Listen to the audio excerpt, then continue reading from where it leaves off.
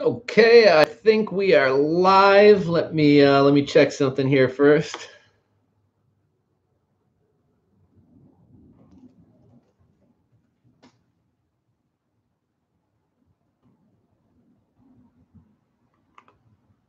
We got sound.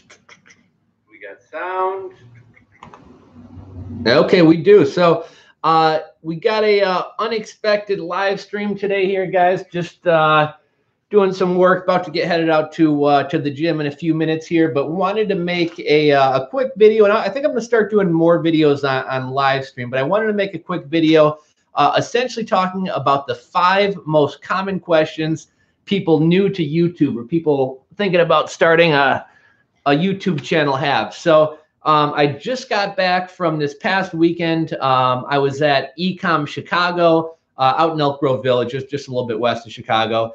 Had an amazing time. It's been going on for 5 years. It's going to be going on again next year. So, you know, keep it on your calendars. It was, I don't know, a couple days ago. So mid-October, towards the end of October, put it on your calendar for next year. It was a great event. The first day, I believe, was Thursday. Thursday was like the pre-show. And what was kind of cool, even if you did not pay to go to the actual event, they had this pre-show day with coaches. So pretty much everybody who was a speaker at this event volunteered their time, spent the whole day on Thursday, like 8 hours or longer, basically doing 20 or 30-minute long coaching sessions. Most of them wound up running long. So you get most people got 20, 30, 40, 40 minutes, even longer with some of these people.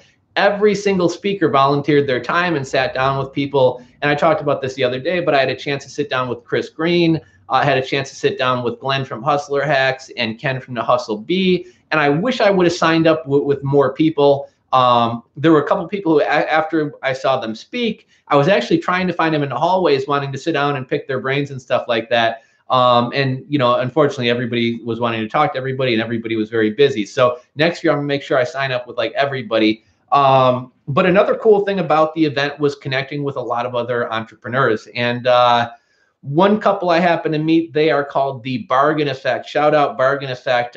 They are on Instagram. They're eBay resellers. They do storage auctions, retail arbitrage. They're doing a whole lot of cool stuff. And I actually picked up a lot of great tips from them. I believe, I'm going to feel bad, I believe the dude's name was Jeff. I hope I'm right about that. Otherwise, I'm going to feel terrible. But he was actually sharing some great product photography tips with me. He said he said he goes to the thrift store and gets like an old movie projector screen, and he uses that for a lot of his backgrounds. And for his lighting, he just went to, I think, either the resale shop or Home Depot, got some shop lights for like 30 bucks.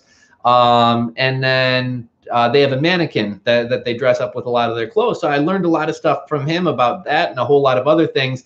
And he and his wife had asked me about starting a YouTube channel, and he's been kind of trying to encourage her to start a YouTube channel. And then I actually met one of our fellow rebels. I met someone who watches the channel on YouTube the other day. Turns out he lives near me. We wound up connecting at a coffee shop earlier in the week, and we actually met up again today, and we're doing something kind of fun. Basically, he wants to start a YouTube channel, so I'm going to kind of help him with the YouTube channel, and I'm kind of trying to share some knowledge about side hustle stuff. And he's a web designer, so he's offered to kind of help me do some web design stuff. And what's really cool, it's one thing to get some work done for you or to hire somebody to do some work. But he's actually offered to sit down with me. It was kind of funny. He asked me the same thing. He said, I was showing him some Amazon merch stuff, and he's like, would you mind if we sat down for like an hour and you kind of walked me through how to do this stuff? And that really connected with me, because I'm the same way. I like to learn by doing. And I was like, shit, man, I said, same here. I said, I would like to, I don't just want to hire a WordPress developer. I want somebody to sit down with me, and I actually want to see what you're doing. So when I want to make changes down the road, or if I want to make another WordPress site down the road, you just haven't given me a fish. You've taught me how to fish, so I can do it for myself. Anyhow, kind of why we're talking about this YouTube stuff here is the Bargain Effect. They were asking me about starting a YouTube channel.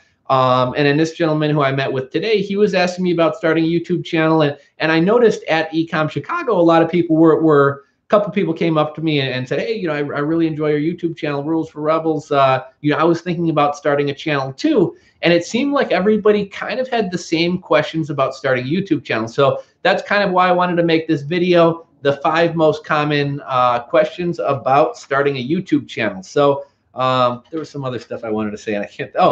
Here's what I was going to say. So I think everybody should have their own personal brand.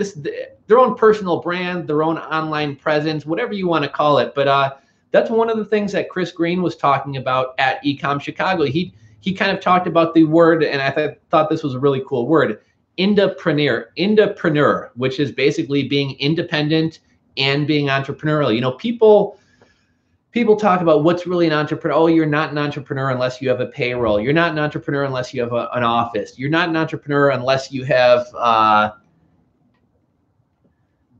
What's happening, Tommy? Oh, they just stopped in the room. That's super cool. I feel bad. It wasn't Jeff. It's Tommy. But they talked about entrepreneurs and solopreneurs and indepreneurs. And, you know, I think not everybody wants to run some full-scale business. Not everybody wants to have employees. Not everybody wants to have all this stuff. You know, with my e-commerce business, me and my business partner were doing over $3 million a year in sales, but we never really decided to scale it up and hire employees and make it bigger. And, you know, potentially, I guess we left some opportunities on the table. Maybe we could have made some more money, but I think that's what entrepreneurship and solopreneurship is all about is, you know, could we have made an extra 50 grand a year? Maybe we could, maybe we couldn't, but that would involve hiring employees. Now I have to hire employees. Now I have to train the employees. I have to monitor what they're doing. And at the end of the day, those are, you know, managing people is not one of my better skill sets, and it's not something that I enjoy doing. So why would I take on all that extra work when right now I'm making plenty of money and I'm doing things I'm like that I like doing, and it's simple and I'm happy. And so that's kind of what entrepreneurship was all about, is finding ways to make money off your skills, your experiences, and kind of what you have to bring to the table. Now, when it comes to starting a YouTube channel, I think a lot of people get intimidated, myself included, and it's like, I'm not the foremost expert on this topic, so you start to get imposter syndrome. And it was kind of refreshing to hear even somebody like Chris Green, who's kind of like a leader in the Amazon merch industry and who's kind of a big name, like he said, even he wrestles with imposter syndrome. And when I sat down with him, one thing he kind of told me, he was like, do I need to give you permission to do this? And it's kind of funny, like, well, you know, I don't need permission from anybody can start a YouTube channel, but essentially, you know, you can do this. You have permission to do it. You don't need permission, but I'm giving you permission to do this. You have knowledge to share. You have information to share. You have value to bring. And so I thought that was really, really kind of powerful. So in terms of like, should you start a YouTube channel? Everybody has something to bring to the table, whether it's just your personality and telling stories, or whether you have some piece of knowledge to share. And ultimately, you don't have to be the foremost expert on something. You just have to know more than the next guy. And I'll give you guys a perfect example. So I've been riding a motorcycle for a long time, years. But when I first started riding a motorcycle, the concept of shifting on a motorcycle like blew my mind. Like I kind of, you know, I'd driven stick in cars, but one thing that I had a hard time wrapping my head around is in a car, when you're driving stick, each gear has a place, right? So first gear is up into the front, second gear is back, third gear is middle up, fourth gear is here, you know, fifth gear and reverse. On a motorcycle, each gear doesn't necessarily have its own place. It's almost like a ratchet. So you're clicking, but the gear isn't going anywhere. So where I'm going with this is a girl I was dating at the time, her older brother taught me how to ride a motorcycle. But one thing that anybody who's ridden a motorcycle who's trying to teach somebody how to ride a motorcycle, what people always tell you, I'm like, when do I shift? Well, you'll know when to shift. Well, no, I don't know when to shift. I've never ridden a motorcycle. When do I shift? Well, you'll feel it. I've never ridden a motorcycle. I don't know what I'm feeling for. And after you learn it, it becomes like second nature, right? You hear the engine working a little bit harder. You click it into the next, you know, you hit the, I'm having a brain fart. You hit the clutch, you shift it into the next gear, you give it some gas. When the engine starts working harder, you click it. After a while, it does become, you just kind of know. And for people who've been riding motorcycles for a long time, they have a hard time explaining it because it's just second nature to them.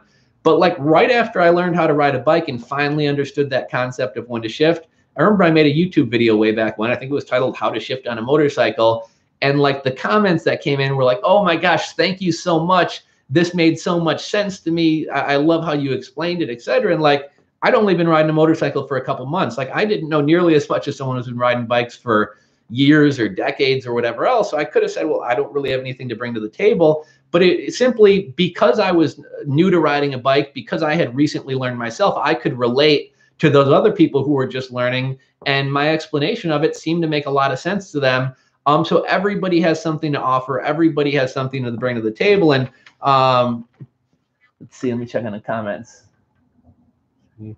William says, so funny. I've been wanting to start a YouTube channel.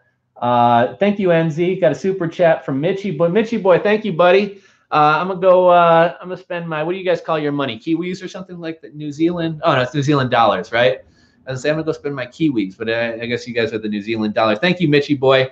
Mitchie Boy's a good buddy of mine. He's on YouTube and Steemit. And we were actually just chatting on Steemit a little bit ago.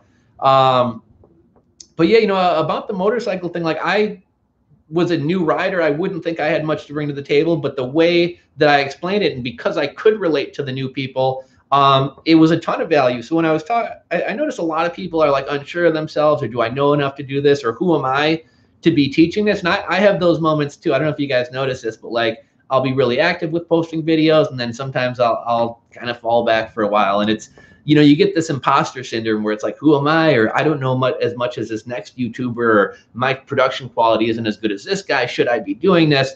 So it's really refreshing when you meet people and they're like, oh, you know, I get so much value out of what you're doing, or I really like your channel, or, you know, whatever else. It feels really good. So anyhow, I've noticed a lot of people are kind of second guessing themselves about starting channels. And, you know, I was talking to Tommy from the Bargain Effect, like, you know, he said they haven't been reselling for that long, and they were sort of questioning starting their YouTube channel. And like, shoot, just in a 5-minute conversation, I was hanging out with them most of the weekend outside during breaks and stuff. But I got a ton of value out of him just in like a 5 or 10-minute discussion before we left. So I think he has a ton to bring to the table, and I really hope that that they both wind up starting a YouTube channel. I'd love to collab with them. I'd love to have them on. So I think they're doing really cool things. But check them out. They're the Bargain Effect on YouTube. Let's see. I've thought about starting a YouTube channel. I just don't have the time. TD Paul, man, you know, like, well, here's what's kind of funny. So when I started my YouTube channel, I shouldn't say when I started my YouTube channel. More recently, you've probably noticed a lot of my YouTube videos are of me in the car driving, and part of the reason for that, like I was running my e-commerce business. I had a whole bunch of other stuff going on. Way back, you know, at one point I had the e-commerce business. I was running a landscaping business. My girlfriend went through 2 bouts of breast cancer and 3 knee surgeries. Like, I was actually more active on YouTube when my life was I don't want to say total shit show because things were going good, but when it was chaotic, I was more active on there then than when I have more free time. And I remember I was making YouTube videos when I was driving around in my landscaping truck. And even more recently, a lot of my videos are in the car. And kind of my thinking was like, if I'm going to wait until I'm at home and I have a nice background and studio set up and I take a shower and do my hair and put on, you know, some people like get dressed up and stuff for their videos. If I wait until I you know, put my suit on and do all that, like, I'm never going to make a fucking video because I never have the time to do all that stuff. But, you know, in the car, on my way into the office, I got 20 minutes every day that I can make a video. So I was making videos. So, you know, even if you don't feel like you have the time, you know, don't feel like the production value has to be through the roof. Don't feel like you have to spend hours editing videos. I mean, I do feel like my channel could use a little bit of an upgrade in terms of production value. But, you know, if you're more of an informational or a how-to or a learning type channel, it's really not about flashy intros and whatever else. So, you know, don't tell yourself, you know, if you want to do it, you can do it. And that's actually something I was talking about with my buddy this morning when we met up. I kind of said, you know, if you're going to do something, you're going to do it. And if you're not going to do it, you're not going to do it. And, you know, going back to when my life was like super hectic and busy and my girlfriend was sick and I was running like 3 businesses at the time, even though I had no time at all, somehow when I got home from work, I was running 5 miles every afternoon. I was making a YouTube video every day. And then fast forward, you know, I've been out of my business for a couple weeks now. And when I was running my business, I sometimes used to say, oh, if I weren't so beat and so busy and everything else from running the business, I'd have so much more time to make videos. And I've pretty much been, I left the business, I've pretty much been off for the past couple weeks.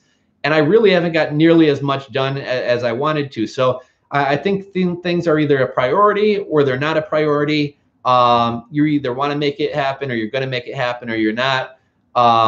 And so that's been kind of a valuable lesson to me. But negative thoughts, yeah, definitely. How did you pick your name, and how long did it take? You know, kind of funny about the name Rules for Rebels. So I remember I was working in the city, and I used to have to take take 2 trains every day, and I used to read a lot of books on the train. And I remember I read this book called Rules for Renegades, and it was kind of an interesting book. It was about this woman entrepreneur who, I believe she was working for Microsoft. She actually dated Bill Gates for a while. But she had a fascinating story. It's been years since I read the book, but I remember at one point her company needed to hire somebody for something, some kind of HR task, and she was surprised how much money it was going to cost. And she's like, shit, there's a lot of money in this. So basically, just like on a whim, she decided to start a company doing whatever this was and sell it to her company, and the whole kind of fake it till you make it. But I remember thinking that was kind of a cool name for the book. I've always been kind of unconventional and wanted to kind of do things my own way and kind of do, you know, follow my own path. And somehow I kind of went to Rules for Rebels, which I think that's also like a Saul Alinsky, who was like Obama's mentor, kind of some weird socialist guy. I think that may have been one of his books or something like that. But anyhow, it has nothing to do with that. I kind of piggybacked off this Rules for Renegades book, and I thought it was a cool name. And initially when it started out, I was just doing like random posts and stuff. And then over the years, I started getting more into entrepreneurship and business, and the channel kind of took that turn.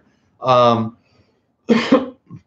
glad to see we got so many people in here. We got a lot of chat going and stuff, which is really cool. I don't always get that. You know, that's another thing I was talking about earlier when I was talking to this guy, my buddy. You know, I said a lot of people, like, they'll post their upcoming live stream a week before it happens and are on all their social media platforms saying, everybody get over here.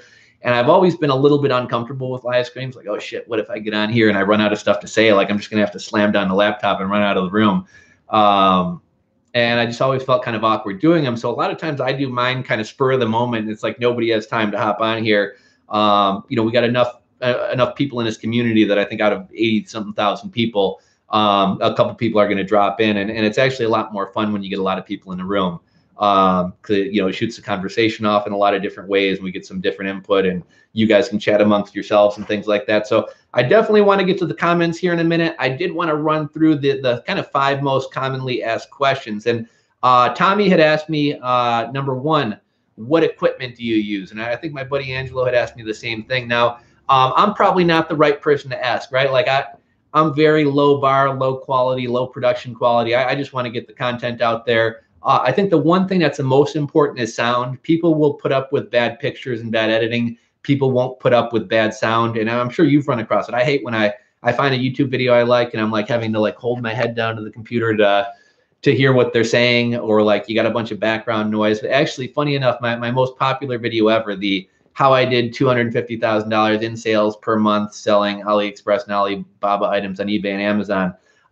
If you go back and watch that video, I mean, this is like when I first got started with e-commerce and stuff, and I had like a shitty old laptop with a broken fan, and in the background of the video, you're hearing like, you know, the fan going, and a lot of people were joking, like, oh, this guy's got so much money, he must be on his private jet. So, you know, despite having horrible sound, that video's done like, I don't know, I think over 2 million views at this point, which is just crazy to me. But sound is the one thing that you want to do well. You can get these. Actually, I'll show you mine. Give me 1 second here.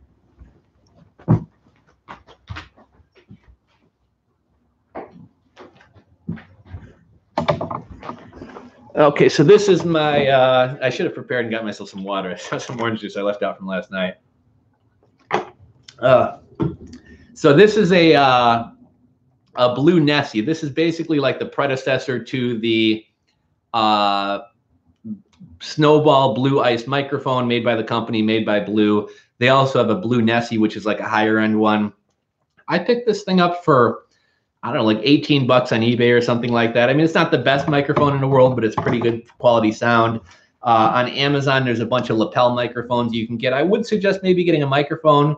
But outside of that, I mean, each of you guys have everything you need to start a YouTube channel, and it's this thing right here. It's a cell phone. Mine's got a cracked screen. I think I started mine with like an outdated phone.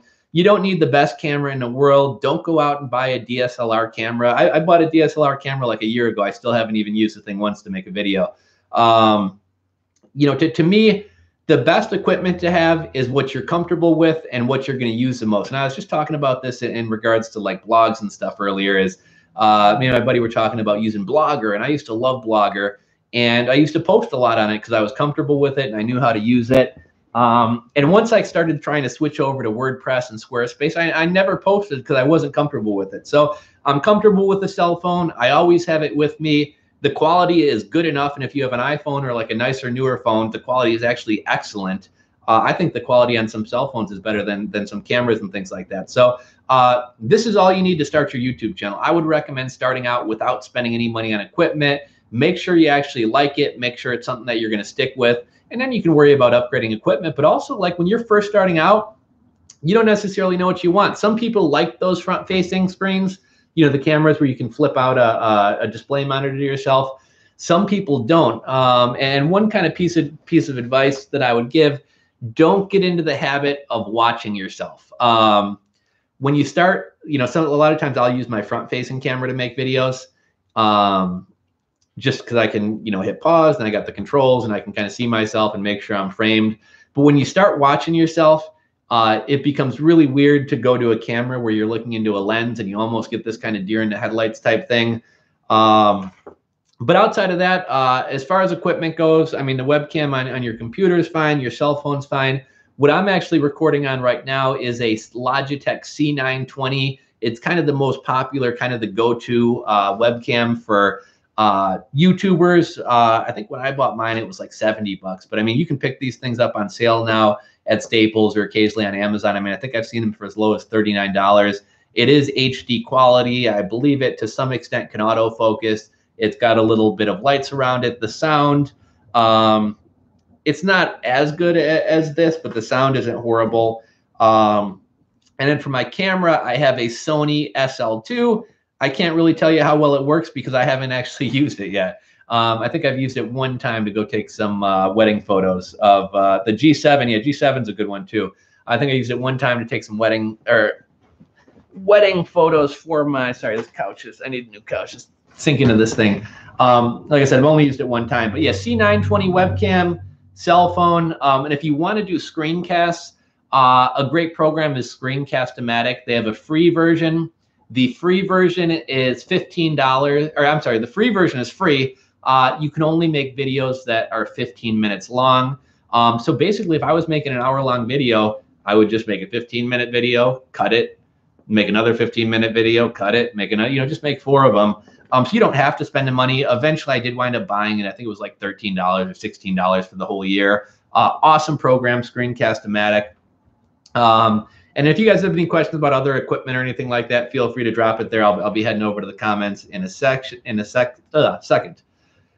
Question number 2, should I focus on one topic? So that's something that my buddy asked me yesterday.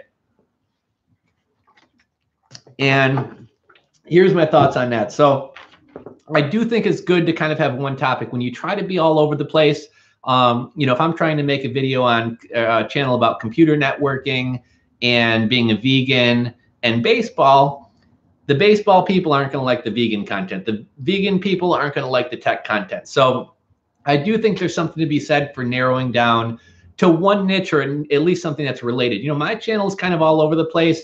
At times in the past, I've gone pretty heavy into crypto, and I noticed a lot of people like, I signed up for a business channel, not really a crypto channel. Another interesting thing about when you get started on YouTube is you're going to notice that you change directions. But I think that's not necessarily a bad thing. So when you first start out, if you really don't know what to get into, start one channel. And I call this content diarrhea. So here's this one idea I have. Just start a YouTube channel. It doesn't matter what you call it. And just start making random videos on anything and everything that interests you. So, you know, here's this Exo Gear Bluetooth speaker that I bought from Costco. It's waterproof. It floats in the water. It goes really loud. Here's a review of this orange juice. I was just going to grab it. It's too far away. I'm not going to reach for it. But if any of you guys are tequila fans, I got this tequila. It's actually, no, I'm going to grab it.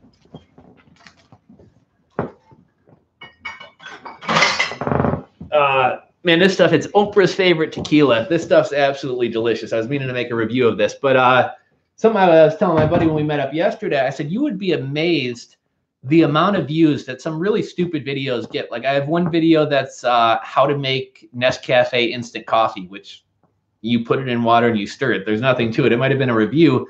That video's got like 60,000 views. I remember this is way back years ago when I was working. I used to go to the dollar store and pick up little items for lunch, and I used to get those tuna and crackers things for $1.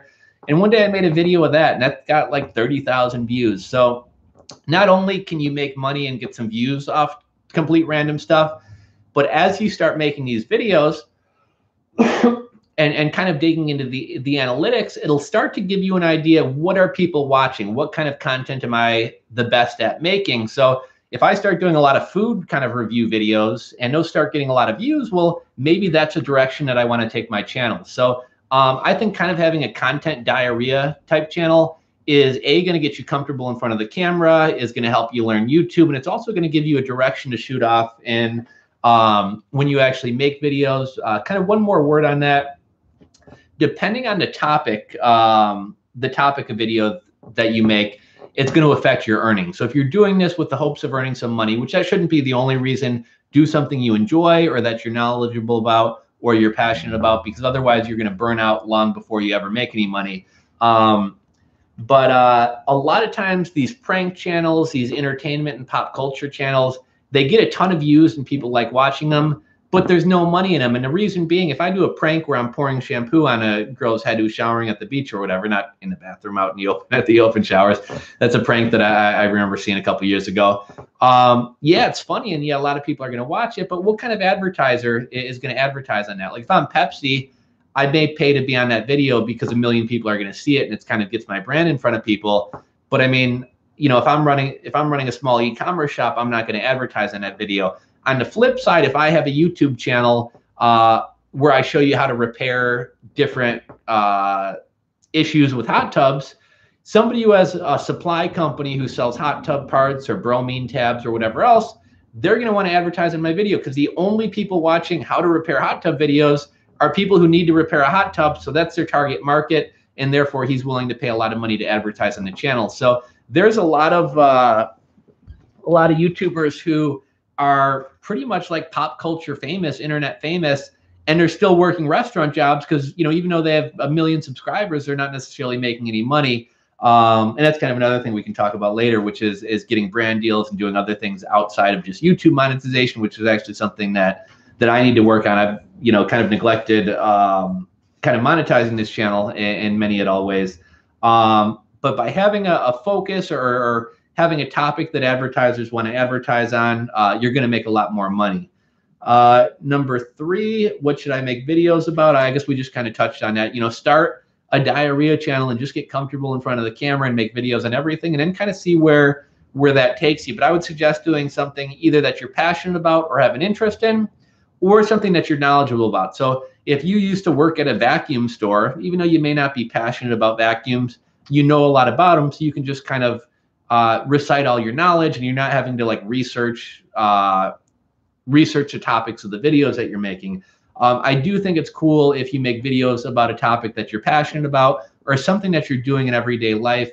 Gary Vee has a famous line about document, don't create. It's a lot more work, and it's a lot harder to sit down and say, what type of content should I create today, than it is just to say, hey, here's what I'm doing.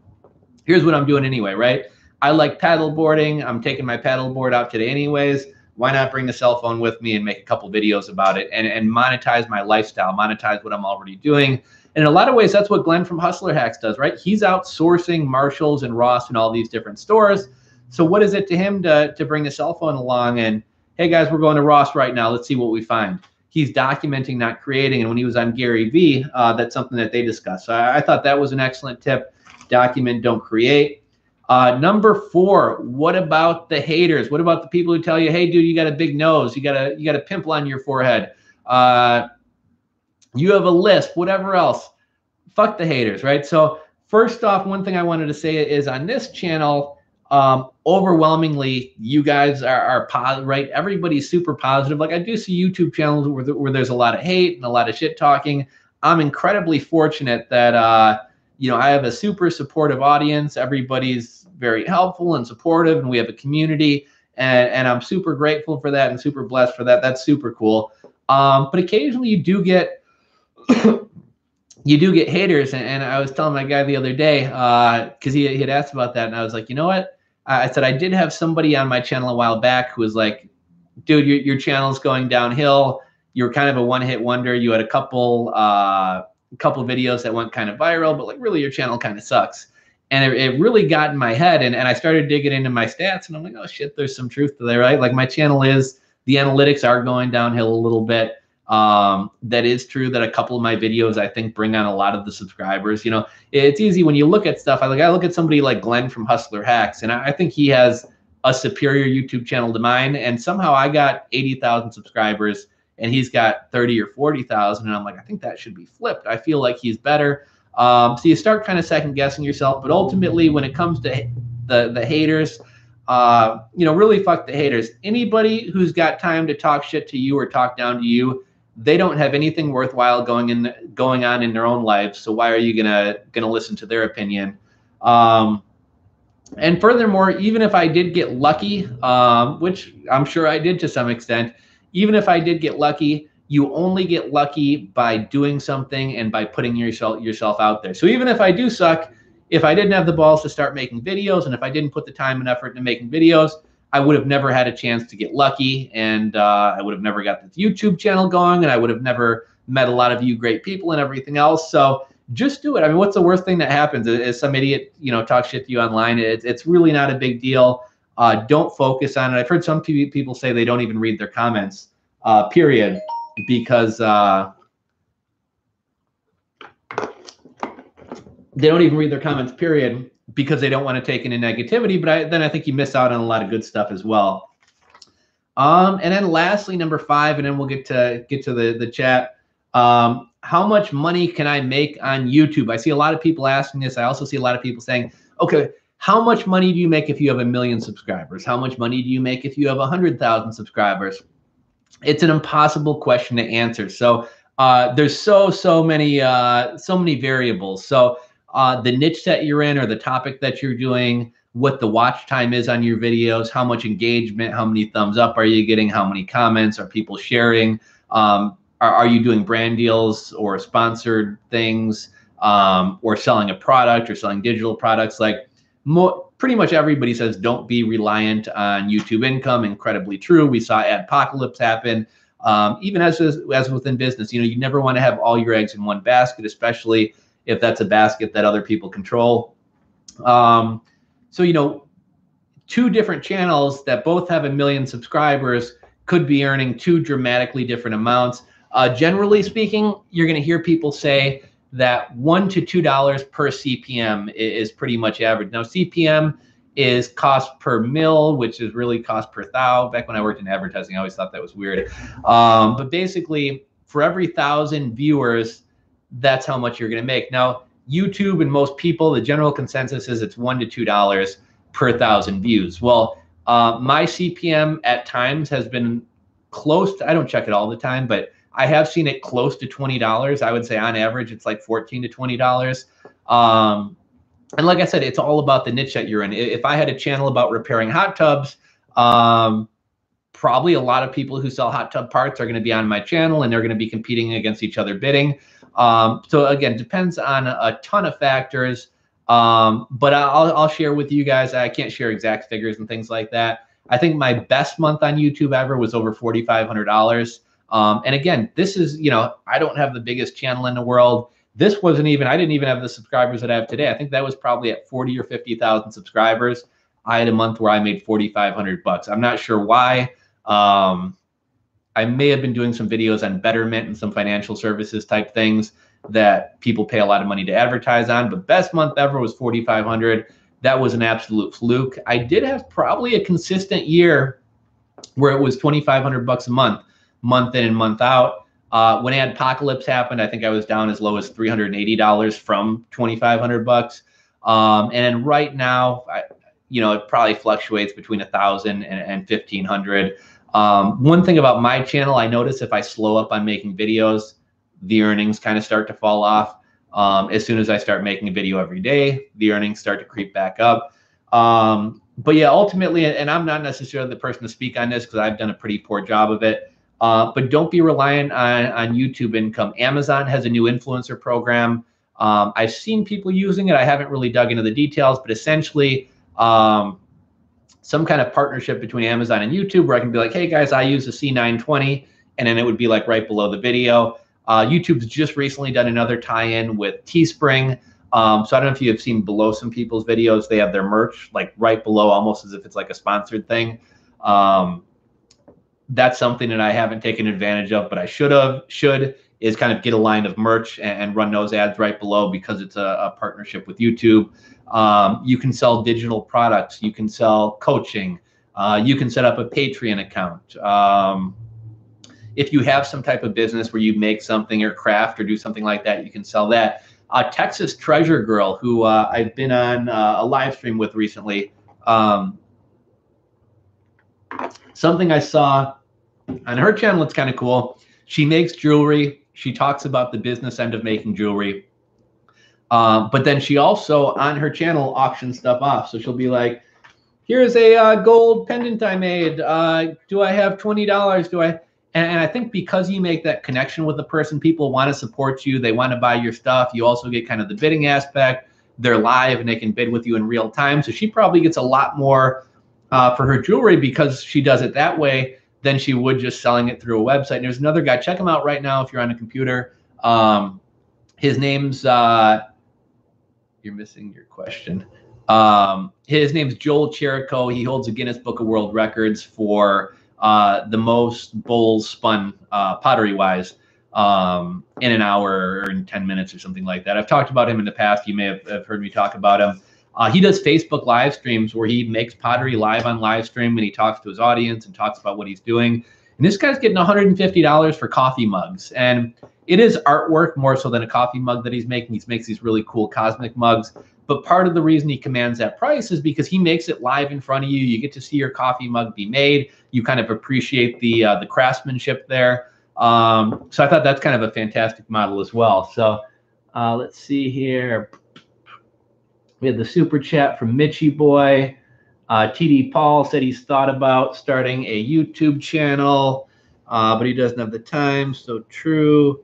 How did you pick your name? Negative thoughts. YouTube channel I would start would be a DIY. Yeah, I think DIY stuff is cool. You know what's kind of one cool thing is I've been kind of slacking on making a lot of the videos, but earlier this summer, you know those like outdoor lights you get. I got mine at Costco, but that you see at restaurants and bars. I set those up out on my patio earlier this year, and I hopped on YouTube and stuff to see kind of how people were setting them up. And it was kind of a pain in the butt. So after I got that set up, I was like, okay, well, you know what? I should make a video showing other people how to string up or how to support, you know, the outdoor lights. Or I was putting some flooring down in my laundry room a couple weekends ago. Like I could make a video basically just documenting what I'm doing. I actually had a video that did pretty well view-wise. It was titled, "How much does a fence cost?" And I got a fence put in my backyard. And so I made a video and I literally just was pointing not on this channel, on another channel, I was literally just pointing my camera at the fence. And I was like, my yard is about 50 by 50. I went with cedar planks. My fence cost $4,500. Here's the options. I basically just rambled about that. The video's got thousands and thousands of views. So, you know, just kind of start documenting things that you do, things that you know how to do, projects that you're actually taking on.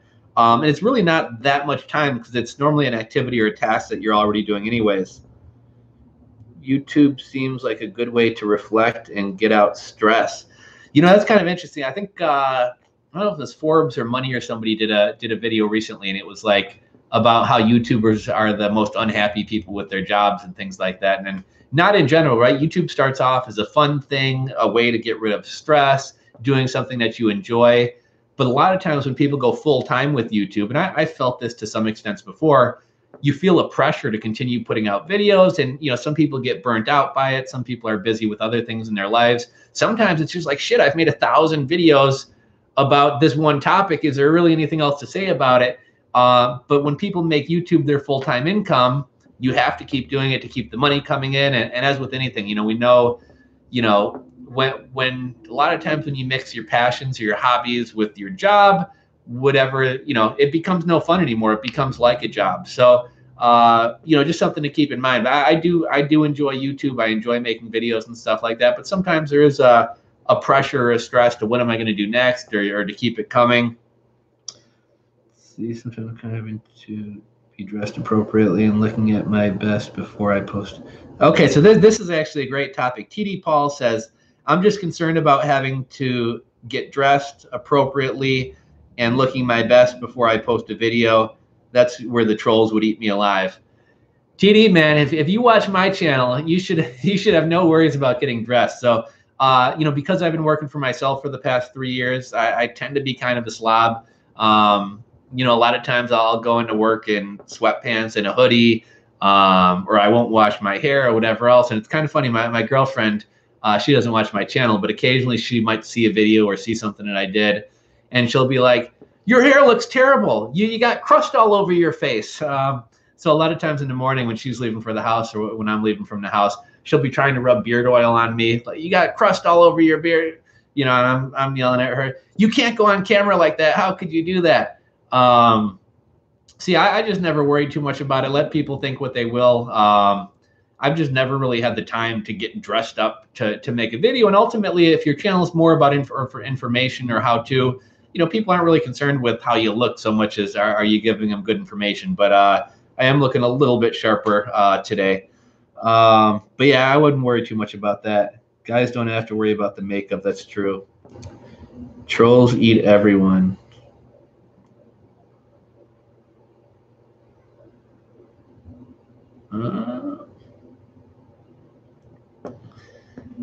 Okay. Destiny, which is the bargain effect. If you're still on, I want to see you get your YouTube channel started. Maybe we could even do something together where we make a video with you getting it together. But yeah, definitely reach out to me, RulesForRebels@gmail. Definitely like to connect with you guys. I had a great time talking to you guys at Ecom Chicago. Okay, so William says, I think it's because sometimes people like to listen to a podcast. Here's another crazy thing about YouTube. I think some people, myself included, even if they don't give a shit about what you're talking about, some people maybe kind of like your cadence of your voice, or just like listening to anybody talk. I'm sure you guys have had times where maybe you're doing some work or you're doing something around the house and you throw on the TV in the background, and maybe you listen to CNN or maybe you listen to talk radio. A lot of times it's just nice to have noise. And I've even had people, I personally don't like my voice. I think most people don't like their voice. If you hear yourself on an answering machine, it's like, oh, do I really sound that nasally? Do I really sound like that? But I've had a couple people comment on my videos and be like, yeah, I don't even really like business, but I like your cadence, or I like your tone. So I listen to your videos a lot in the background. It's like, okay, cool. It's watch time. Thank you. And then you have all these weird, I feel like people will watch anything online. This whole ASMR stuff where women I'm scratching paper. I'm scratching paper. You ever see those videos? I saw Cardi B just did an ASMR type thing. That's another thing that works for YouTube. They call it culture hacking, which is basically trying to attach yourself to different trends. So this ASMR stuff is the hottest thing on YouTube, or at least a while back it was. And you had big time business magazines writing about it, and girls are earning a lot of money. And so Cardi B makes an ASMR video, and I'm scratching my nails on the table. So it's just kind of a, culture hacking, a way to kind of attach yourself to popular trends. We saw a lot of that last year. When cryptocurrency was hot, every YouTuber under the sun, even ones who'd never ever bought Bitcoin in their lives, are making videos about Coinbase. I mean, part of that was for the ad revenue, but everyone wanted to attach themselves to Bitcoin and cryptocurrency because that was the hottest thing in the news.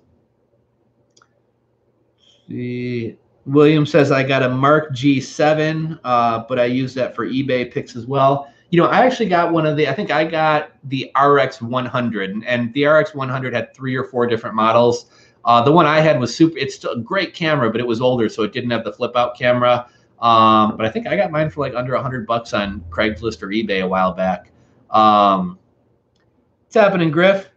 I think the RX 100 Model 3 was the first one where they made the flip out camera. Like I said, I'm just on a C920 right now. But yeah, G7's a great camera. That's one I see a lot of vloggers using. Griff says, hey, what's happening, Griff? TD Paul's got to go. Information on experience of being a YouTuber. Thanks for stopping by, TD. Would you say it's more niche? William says, yo. Kali Park says, yo. My hope, I'd like to make just vlog reselling experiences because it's hard to find other people in my life who take an interest in it. You know, that's another kind of cool thing about YouTube is like, you know, I talked to my girlfriend about reselling and starting websites and affiliate marketing and all this stuff. And I try to get her involved in it, right? And she doesn't really have any interest in it. But that's another thing, you know, you start a YouTube channel and you start connecting with like-minded people. I've met 2 people through this YouTube channel who watched a channel who I wound up becoming friends with in real life. My buddy Jared, who I feel really bad. Jared, if you're watching this, buddy, I met this one guy at the gym. He actually recognized me from YouTube. We started hanging out. And a while back, I was just so busy and I had a lot of things going on with my personal life and my business. And I kind of have a tendency to just kind of shut down and ignore life when I kind of get overwhelmed. And so I feel bad. I haven't connected with him in a couple months here. So I got to get in touch with him. But I met another guy earlier this week who watches a YouTube channel and he was wanting to start a YouTube channel. And turns out he's right down the road. So we met up for coffee twice this week. But you start making these connections with people and you never know what'll come of it. You know, me and this gentleman are essentially trading skills. I'm going to help him start a YouTube channel. He's going to help me with some graphic design work that probably otherwise would cost me hundreds of dollars. You know, you might meet people. We were talking about maybe partnering up on kind of an Amazon merch tool project. So, you know, it does bring you into contact with a lot of people. It's fun connecting with like-minded people. Mark Vidales, where have I been? You know, it's crazy, Mark. I sold my business a couple weeks ago, and it's been a trip, kind of trying to find my way, kind of trying to figure out what I want to do, managing my own time, trying to kind of schedule out my days. So it's definitely been an adjustment here the past couple weeks, and I've been kind of slacking on the YouTube stuff. My income's going to take a big hit having left the business and kind of being reliant on YouTube and Amazon merch and some affiliate marketing. So I kind of got to get my next thing going. So I've been kind of focusing on trying to figure out what my next project is, as well as kind of scaling up some of these side hustles here. Funny though, drama channels probably. You know what's funny? The reaction channels are a trip. I don't know whether to like them or hate them. Really, they're kind of piggybacking off somebody else's content. But I suppose if you don't know what else to do, anybody can pop on a video and watch it. It is allowed according to the YouTube terms, so why not? But I don't know why I just thought of that. TD Paul, I'm back. TD Paul, you're missing your question. Okay, so I must have already addressed the question. Let's see. Sounds good. I can do that. It started no videos, but I do have it up. Okay, cool to hear. Some guy from my high school just started an Instagram and now has over 13 million followers and he's making 6 figures living in Hawaii. That's freaking awesome. Do you know how he's it's William. William, if I don't know if you mind sharing it, if you want to drop what his Instagram handle is and or anything you know about kind of how he's monetizing it or whatever. But yeah, Instagram seems to be, not talking bad about it at all, seems to be a very low barrier to entry thing that anybody can get into. And I say that as a good thing because a lot of people who are like, oh, I don't really know what to do, what kind of business to start. If you don't know what kind of business to start, I think the best thing you can do is start creating content, start doing anything.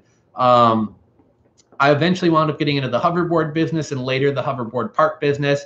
And that all started off a YouTube channel, an Instagram account, and affiliate marketing.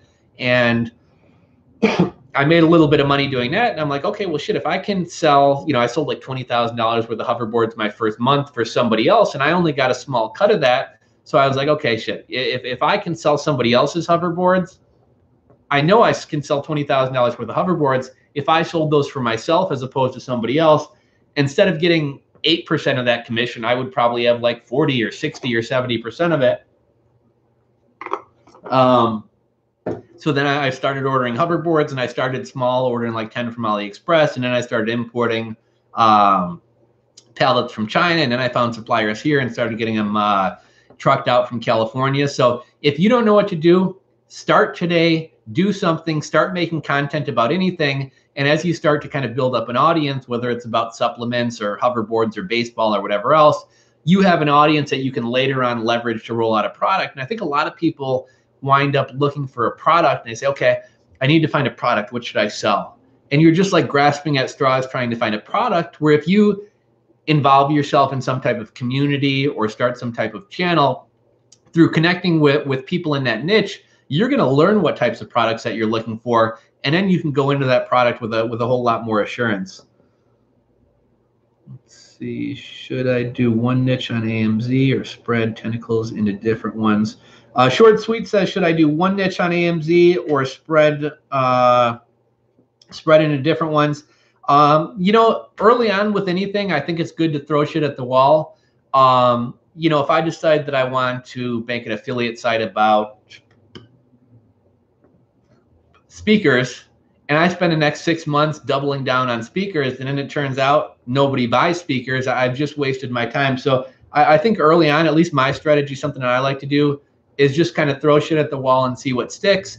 And then once you start seeing some promise in some area, then start doubling down and focusing down on that area. But that way you're not overly committing yourself to one thing. You know, at the same time, you can say, okay, well, you're not going to have success because you're not focused. But I think very, very early on, spread yourself out, see what shows some promise, and then kind of double down on that area.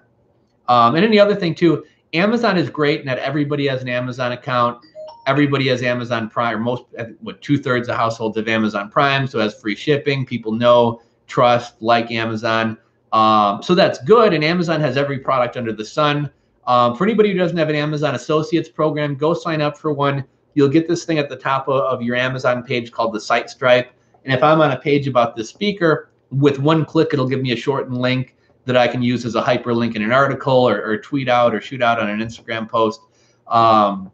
The downside of Amazon, it's only a 24-hour cookie, and they only give you 4% commission. So unless you're getting a ton of clicks and getting a ton of traffic, it's hard for that to really add up into something. I have some affiliate programs for one conversion, I make $100. On Amazon, somebody buys a $50 speaker and I earn 4%. That's what, $2 or something like that. So it's a lot, you know, it takes a lot of traffic to make any decent money on Amazon. Mitchy boy, most people probably won't even notice. What is your main business that you rely on heavily? So Reddit data. I actually sold my main e-commerce business about 2 weeks ago, 10 days ago, something like that. So I'm, for the most part, kind of starting from scratch. I set aside enough money for a year to where I can just kind of take it easy, hustle. I've been running that business since 2011, along with, at the same time as running my main e-commerce business. For a year, I was running a landscaping company. For 6 months, I had a hoverboard company. And sometimes I had 2 and 3 businesses, plus YouTube, plus affiliate marketing. So for years, I kind of felt like I was overworking myself and kind of burning the candle at both ends. Some things kind of happened in my business. I kind of decided it was kind of time to leave. So right now I'm on my own. You know, right now for income, 90% of my income has been wiped away. I have YouTube, I have Amazon merch, Redbubble, an Etsy shop, eBay, some Amazon FBA products, and some affiliate marketing. But like really, I got enough coming in to cover my nut, to cover my mortgage, my car insurance, all that type of stuff. But aside from, you know, basically what I don't want to be doing is dipping into savings. So I have enough to kind of cover my nut and skate by. So right now my focus is on scaling up some of these businesses to kind of get some more income coming in. And then once, you know, everything's covered and I'm really comfortable there, I'm going to start taking the profit and kind of throwing that at some different things. So I got a couple pokers in the fire, got a couple projects on the horizon, but right now I'm a full-time YouTuber / t-shirt seller / affiliate marketer. Cool to catch another. Hey, short and sweet. Yeah, thanks. I'm gonna start doing more of these live sessions, videos that in the past maybe I would have pre-recorded and then made. I think I'm just gonna start going live. It's kind of fun connecting with you guys and being able to chat. And I think it throws the conversation off into some different directions and kind of gets the questions that people actually want to know about coming. Earth picks. He just shares people picks. He's only 22. That's cool. You know, I've seen some cool. It's really amazing the type of Instagram accounts that blow up. I don't think this one's really blowing up, but I stumbled upon an Instagram account the other day called Chicago Bricks, and it's somebody who goes around Chicago just taking pictures of interesting brick walls. And you know, there's all types of like weird little obscure niches. One thing I'd love to hear about, actually Earth Picks. Do I have a pen? I'm gonna make actually, you know, I'm gonna check it out. I'm on Instagram right now. I was curious, William, I don't know if you know how he monetized it. That's the one thing I always wondered about is, okay, he's got pictures of the Earth, but like, how is he actually making money off that? I don't know if it's through sponsorships or. He actually sounds like a great guy for Side Hustle Tuesdays. Earth Picks. Shoot, 13.9 million. And you know what's weird? He doesn't have a link in his bio. You know, most people have links in their Instagram bio to send people off to an affiliate link or something else. One cool thing for any of you guys who are on Instagram, and you guys probably know more than me about Instagram. I haven't been that active on there. But for Instagram, there's a tool called Linktree. I think it's like LNKTREE. Basically, it gives you a landing page with a bunch of links. So on Instagram, only one link in your bio is clickable. So actually, you know, let me see if I can find mine.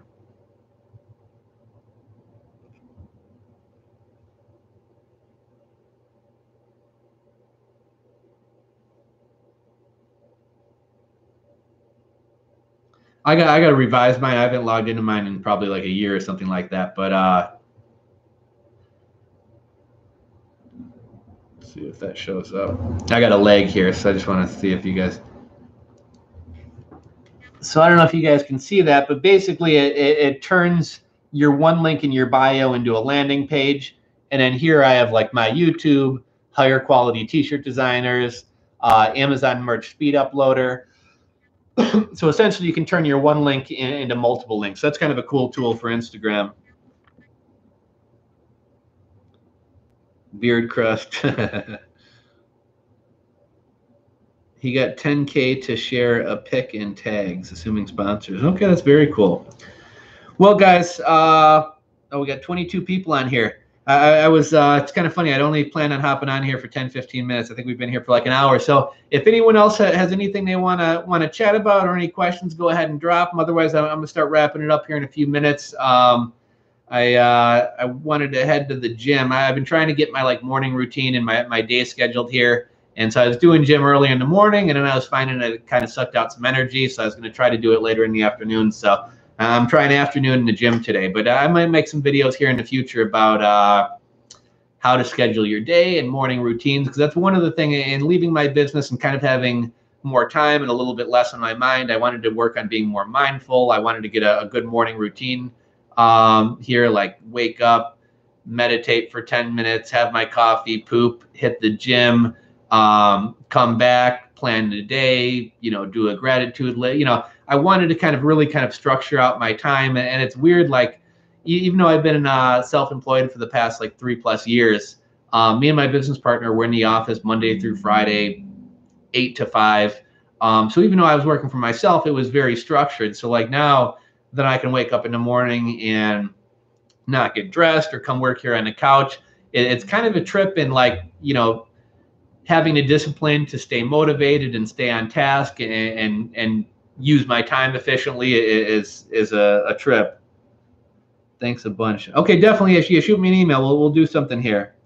Before you go to the gym, good place to source other than Alibaba.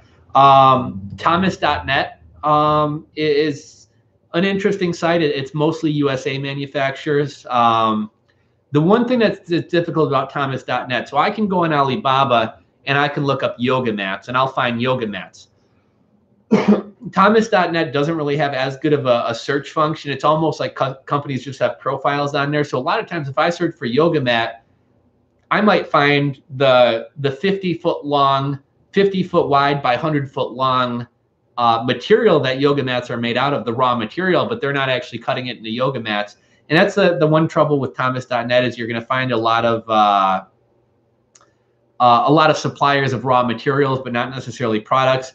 I'm a big fan of just finding companies and manufacturers here in the USA and reaching out to them directly and trying to connect with them that way.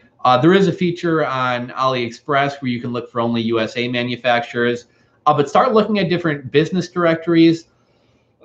start, if you want to sell yoga mats, start searching for things like yoga mat manufacturer USA or yoga mat manufacturer Chicago, and just start kind of digging through those results. I was actually looking a while back at buying the raw candle wax or shavings or beads or whatever they sell for people who make candles. And I stumbled upon some company out in Pennsylvania who manufactures candle wax and wicks and whatever else. And supplies for crafting and stuff like that is really hot. So that's something that I was looking at selling for a while.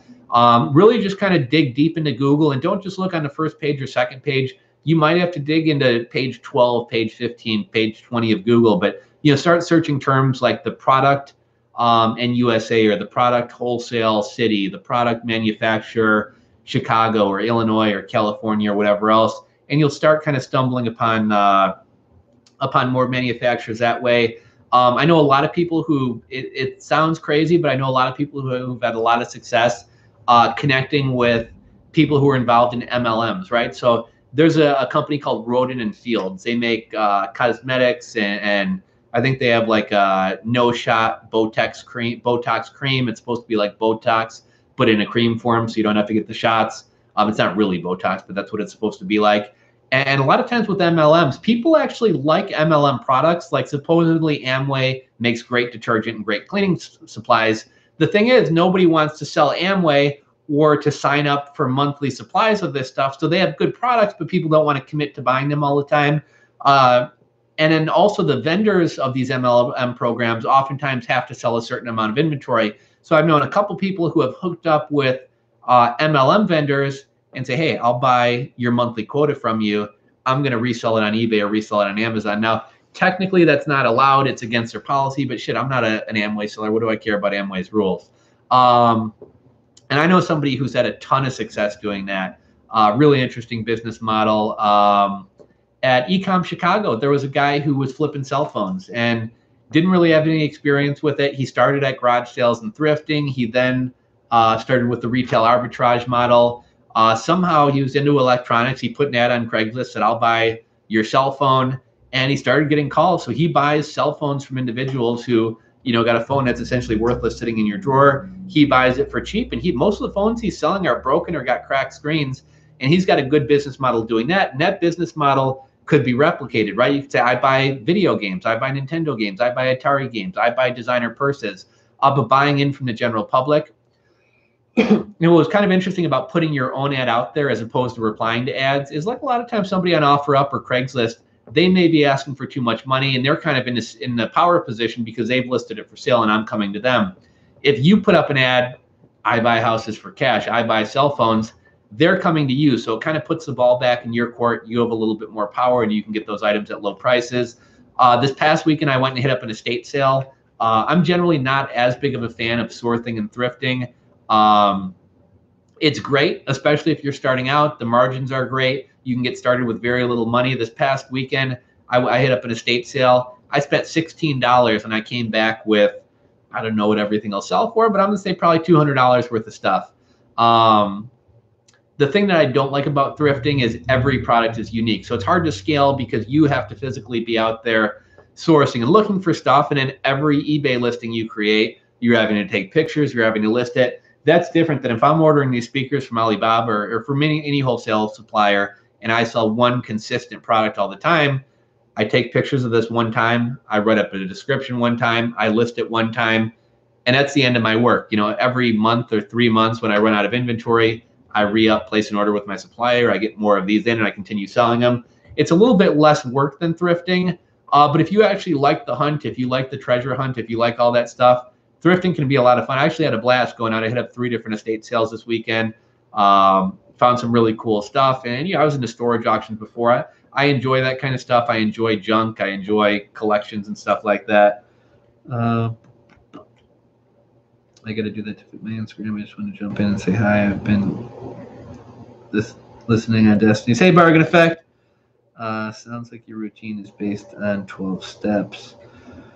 Okay, guys. So I appreciate everybody tuning in. Thank you guys so much. And this has been probably the best live stream ever. I'm surprised so many people hopped in. I just kind of hopped on here spur of the moment, and we got a good crowd in here. So I wanted to thank everybody for stopping by. Thank you, everybody, for interacting, for all the questions and everything. Thanks for all the support overall and in general with the channel. And I'm going to be doing more of these. I will try to schedule some of them, but also when I feel like making a video, I may just hop on here, and whoever happens to get the notification can hop on and we can chat here. So thank you guys again. I really appreciate everybody watching. Give me a thumbs up if you enjoyed the convo. Please subscribe. Slowly but surely we're getting up to that 100,000. I want to be able to make a video showing off that silver play button. So thank you guys so much. Those of you guys who we talked in chat and stuff, I look forward to connecting with you guys. And I'll catch you guys on the next video. Later, guys.